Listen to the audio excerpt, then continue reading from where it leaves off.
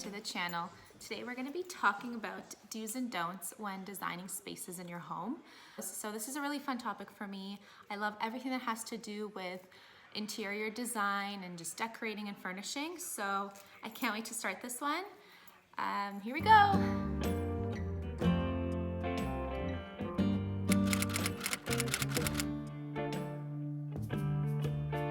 Okay, so let's dive right in. So number one, pick an interior design style for your room, for your space that you're designing. So whether it be modern, minimalist, boho, mid-century modern, traditional, farmhouse, industrial, there's so many. Figure out which one you like and follow that so your space does not look random and it doesn't look like the pieces there kind of don't make sense with the other. So when considering that in a room, consider making your whole home in this style so all the rooms don't look different and mismatched. You want your entire home to look like one big entity, not separate rooms. So you're probably wondering, how do I figure out kind of which direction to go, what my style is, kind of what my personality is. Sometimes you don't really know what direction to take it. So I would say best thing is kind of look at pieces in your home that you love, that you've purchased in the past and you love those pieces and you really want to utilize them. And those pieces that speak to you a lot will tell you what style you have and what style you should probably go forward with when decorating your home. Yeah, so your Pinterest board will tell you a lot about what you like. More often than not, we tend to like things of the same style, and you will no doubt be able to figure out what way to take it just by looking at your likes on Instagram or your pins on Pinterest. Okay, so number two. So second mistake, and is such a don't, is buying pieces that are matchy-matchy within a space. So think about maybe your parents' house, your grandparents' house might have this. So maybe in a bedroom, they have the same side tables with the same dresser and then the same wardrobe. This is kind of a don't. So this was very 80s, 90s. This was kind of relevant back then, not so much anymore. It just makes the space look very boring, and those big chunky matching pieces just kind of make everything look flat. So instead of this, buy pieces that are obviously matching to one another in the same theme, the same style, but not matchy-matchy. So figure out what your style is and then match those pieces to look good together but not be the exact same thing. This will add a lot of dimension and a lot of style and creativity to a room as opposed to just keeping it flat, same pieces of furniture, looks boring. So this is a really big one to consider. Stop making this mistake.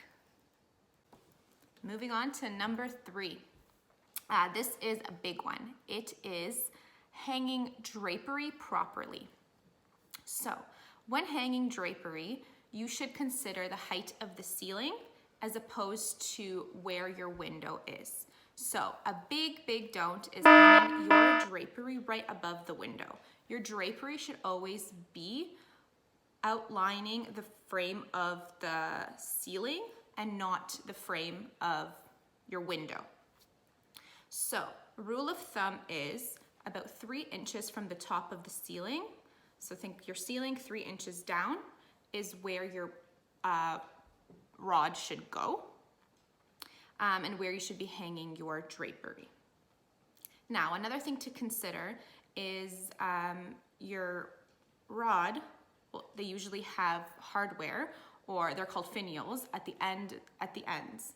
So you should consider how big this hardware is. So if it's very chunky and massive, consider going maybe 4 inches down to give it that little bit of space above the hardware, so it really showcases it and doesn't look like those finials are, close to the ceiling and are not being showcased. So really consider that as well when hanging your drapes. But absolutely do not frame the window. You want to frame the height, the ceiling. So this gives the illusion of higher ceilings, a bigger space, and just hanging ceilings above a window.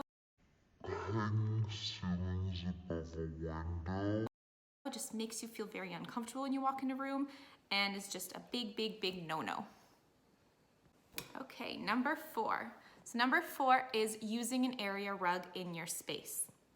So an area rug not only provides decorative interest in a space if it has a cool pattern or a cool color, it also shapes and frames a space.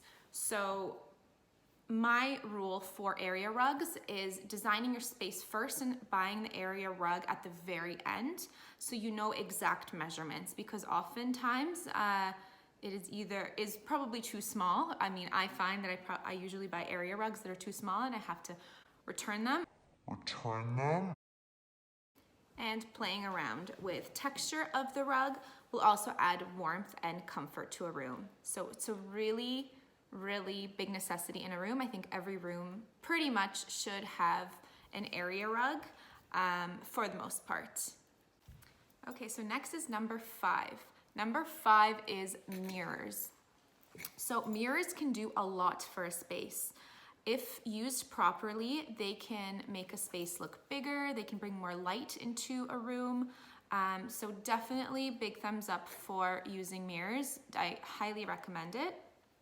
However, improper placement of mirrors can also kind of tarnish the appearance of a room, and if you're not following proper feng shui when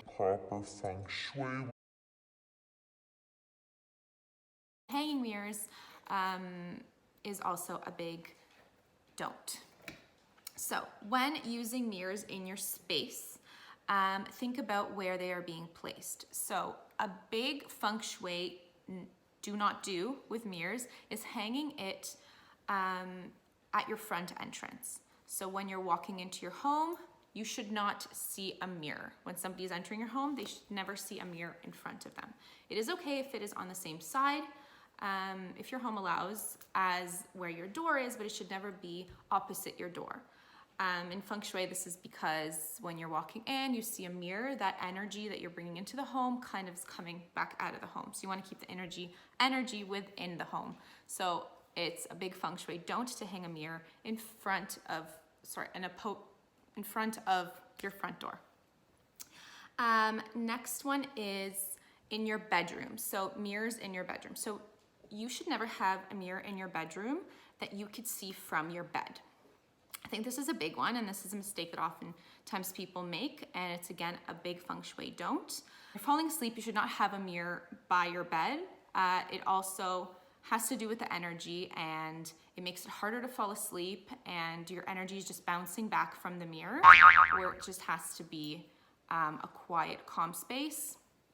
So no mirrors in bedroom unless your space allows it, that you can put your mirror in the corner. For instance, in my master bedroom, I do have a mirror, but it's in a corner where you could not see into it from our bed.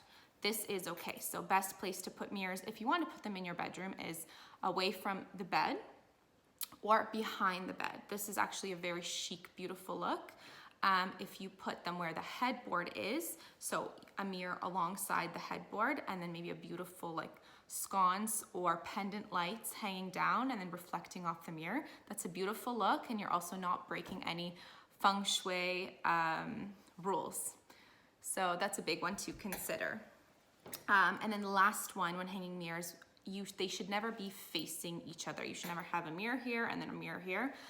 Again, has to do with the energies. The energies are bouncing back and forth. Just creates a lot of tension, friction in the home. You never want to face mirrors in front of each other.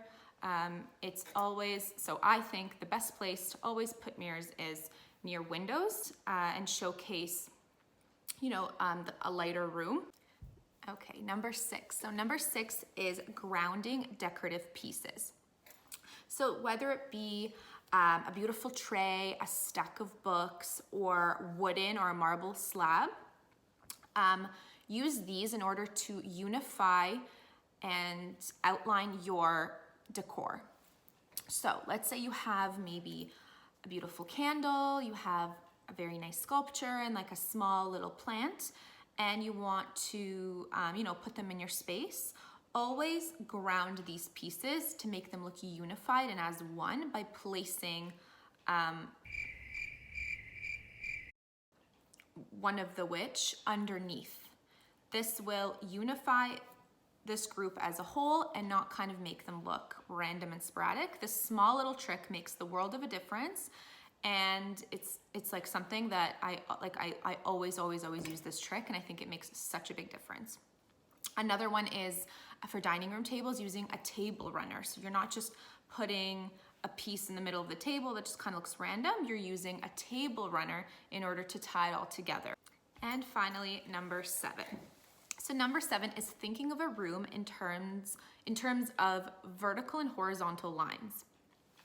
So if you stand back from your room, look at the lines that you're seeing. So oftentimes the lines in the room are going to be horizontal, most of the lines. So your couch is a horizontal line, your coffee table, maybe the decorative chairs.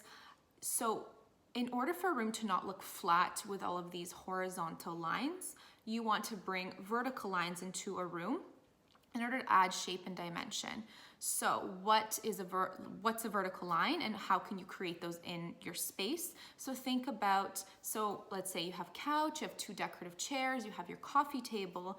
Think about adding maybe a piece in the corner, whether it be a beautiful light, a tall light, or whether it be a beautiful plant.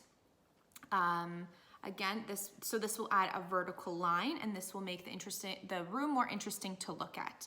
Drapery also makes you kind of look up, so it kind of also gives that illusion of a vertical line. So always stand back from your room once you think you're finished, and it's kind of like a last minute thing that I like to do, and kind of see what lines you are seeing. So you want to have vertical lines, but you also want to, horizontal lines, but you also want to bring vertical lines. So your eyes are not only looking left to right, your eyes also want to be looking up and down. So you want your eyes to kind of be wanting to look everywhere in the room, but not everywhere where it's really messy and you don't know where to look. So there's a fine line. Guys, I love making videos like this, and I really want to make more videos on home decor. So tell me if this was informative, and if you would like to see more. I can literally make a list of do's and don'ts. Like, I can probably make 5 more lists of do's and don'ts. This is super fun for me, and I think I've learned a lot in my journey of decorating, whether it was my condo or my homes. I always have a super fun time decorating spaces, and I'd love to kind of tell you guys what I've learned along the way and what really works in making spaces look beautiful and homey and cozy. So let me know if you liked this and if you would like to see more. Bye guys.